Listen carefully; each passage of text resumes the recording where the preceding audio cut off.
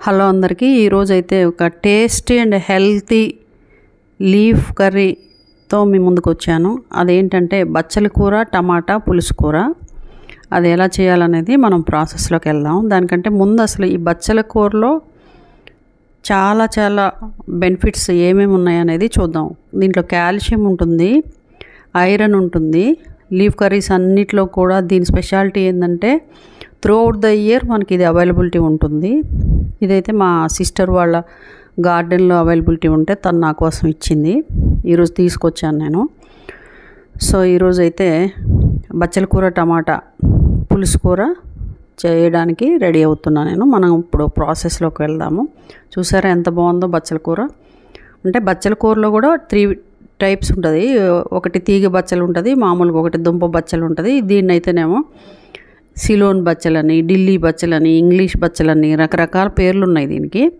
But ఏదైనా బచ్చల కూరకి సంబంధించింది, ఆ శాఖకు సంబంధించింది అదే టేస్ట్ ఉంటుంది, అదే స్మెల్ కూడా అదే ఉంటుందన్నమాట. సో ఈరోజు అయితే మనం చూద్దాం. ఇప్పుడు అది ప్రాసెస్లోకి వెళ్దాము. చూసారా ఎంత బాగుందో, దుంపలుగా కట్ చేస్తుంటే ఎంత తాజా ఫ్రెష్ లీఫ్ కర్రీ అనమాట. సో ఇలా మనం తీసుకుంటే ఏంటంటే హెల్త్ బెనిఫిట్స్ అనేవి డైరెక్ట్గా మనకి రీచ్ అవుతాయి.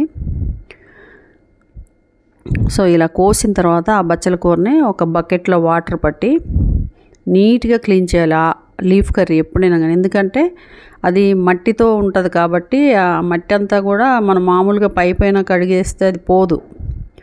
సో కాబట్టి ఫస్ట్ అయితే బాగా వాటర్లో, ఒక బకెట్ వాటర్లో మనం ఎంతైతే కన్జ్యూమ్ చేస్తామో ఆ లీఫ్ అనేది వేసేసి కొంచెం సాల్ట్ వేసి కొద్దిసేపు అది సోక్ అయిన తర్వాత, సోక్ చేసిన తర్వాత అది తీసేసి డ్రైన్ చేసుకోవాలన్నమాట.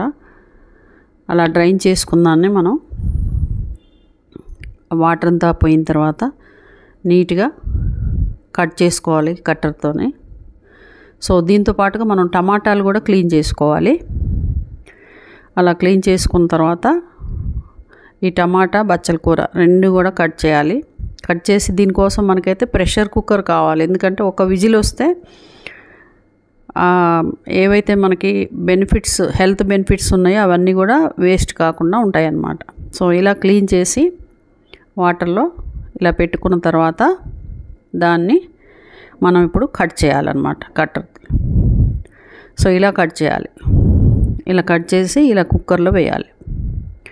సో లీఫ్ కర్రీ అంతా కూడా ఏమన్నా ఆకులు పువ్వులు వాటికి ఒక్కోసారి సీడ్స్ కనుక వచ్చి ఉంటాయి కదా, అవి తీసేయచ్చు మనం.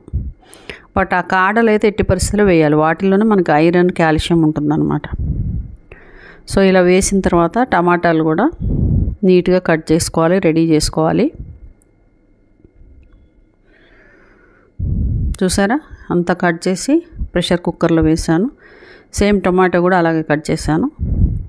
అగో చూసారా టమాటా కూడా వేస్తున్నాను. ఇలా వేసిన తర్వాత కుక్కర్కి మనం లిడ్ పెట్టేసి విజిల్ కూడా పెట్టి, అలాగే 1 ఇంచ్ చింతపండు కూడా, అంటే పులుసు కూర కదా, పులుపు కోసం.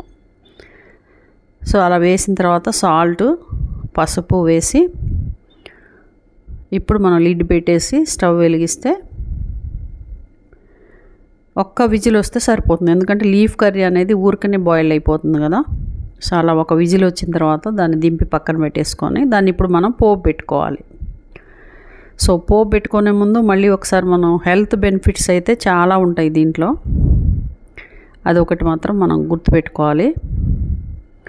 లీఫ్ కర్రీస్ అన్నిట్లో ఉంటుంది. జనరల్గా వెజిటేబుల్స్తో కంపేర్ చేస్తే లీఫ్ కర్రీస్లో మనకి చాలా హెల్త్ బెనిఫిట్స్ ఉంటాయి. విటమిన్స్, న్యూట్రియంట్స్, కాల్షియము అన్నీ ఉంటాయి.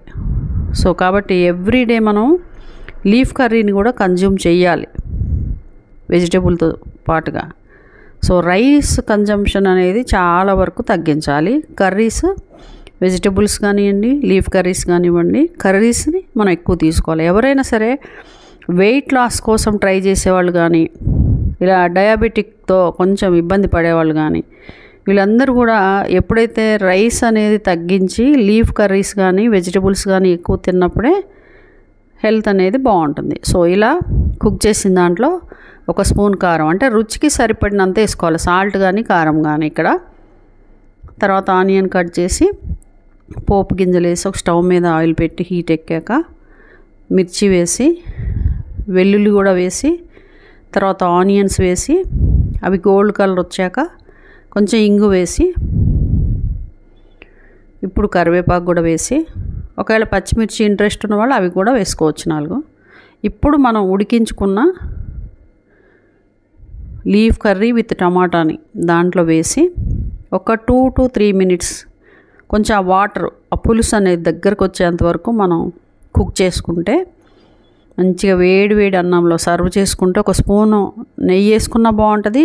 వితౌట్ నెయ్యి కూడా చాలా చాలా టేస్టీగా ఉంటుంది. వీడియో నచ్చితే లైక్ చేయండి, మీరు కూడా ట్రై చేయండి. Thank you.